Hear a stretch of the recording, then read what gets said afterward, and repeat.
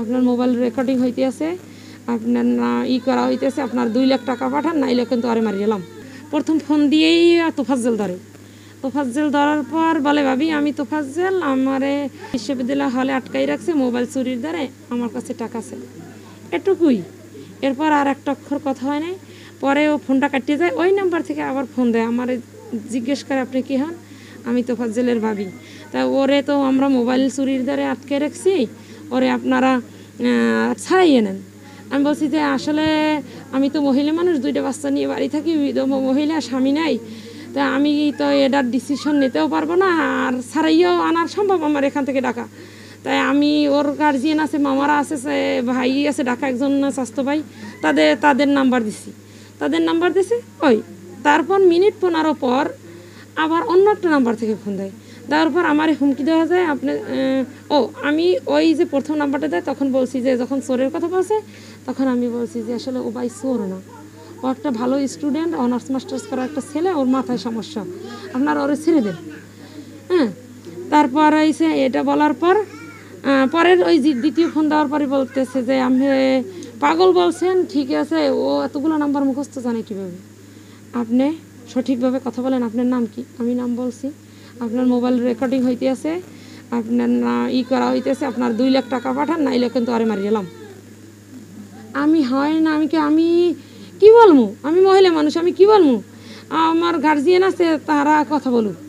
তাই গার্জিয়ান যদি ফোন না ধরে তাহলে আমার খবর আছে। এখন আপনারা বলেন, আমি মহিলা মানুষ, 2টা বাচ্চা নিয়ে থাকি, আমি আতঙ্কে, আমি আমার স্বাস্থ্য বাসুরের ফোন দিই, আমি শহীদারের জানাই, হেরা বলে তুমি মহিলা মানুষ, এটা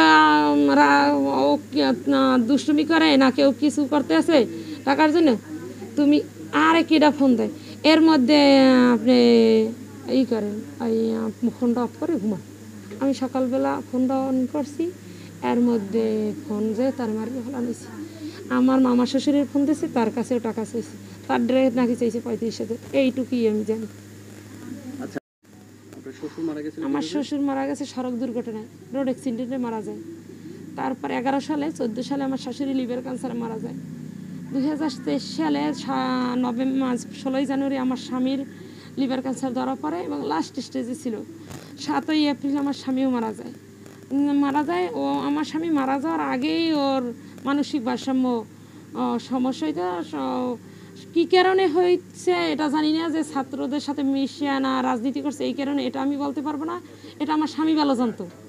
হ্যাঁ, ওর সাথে শেয়ার করতো, বড় ভাই হিসেবে বড় ভাইরে খুব ভালোবাসতো, আর ভাইয়ের জানছিল এই। আর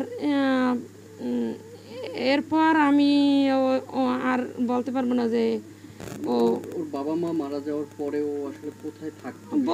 বাবা মা মারা যাওয়ার পর হয়েছে ও আমাদের সাথে, আমার স্বামীর সাথে আমরা একই কোয়ার্টারে থাকতাম, আমাদের কাছে আশ্রয় ছিল।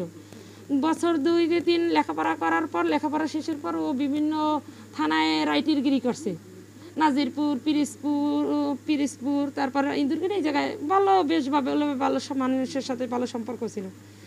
হ্যাঁ, তারপর 20 সালে করোনার সময়ে আমি অসুস্থ, আমি ভালো বলতে পারবো না, আমি অসুস্থ, আমার ছোটো ছেলেটা জন্ম হয়েছে, ওই সময় আমি অসুস্থ। ও আমার স্বামী জানে যে আসলে কোন কারণে কি হয়েছে, এই ওর মানসিক সমস্যাটা বাড়ছে। এখন আপনারা কি চান আসলে একজন পাগল, তাই সে যদি অপরাধ করেও থাকে, তার আইনের আওতায় তারে ধরাই দেওয়া উচিত, অথবা তার গার্জিয়ানের কাছে ধরাই দেওয়া উচিত, অথবা থানায় দেওয়া উচিত। কিন্তু কেউ আইন হাতে নেওয়া উচিত না, কোনো সরকার এই নিয়ম করে নাই। কিন্তু ও পাগল, বাসমে এত লোক বলার পরও ওরে যে এই মারছে, আমরা কঠিন বিচারছি একটা পাগলের। আমার সংসারে আমার দেবর ছিল আমার বংশের উপযুক্ত, এছাড়া আমার ছোট ছোট 2টা নাবালক বাচ্চা, আমাদের ফ্যামিলিটা ধ্বংস করে দিয়েছিল। আমরা এর কঠিন বিচারছি।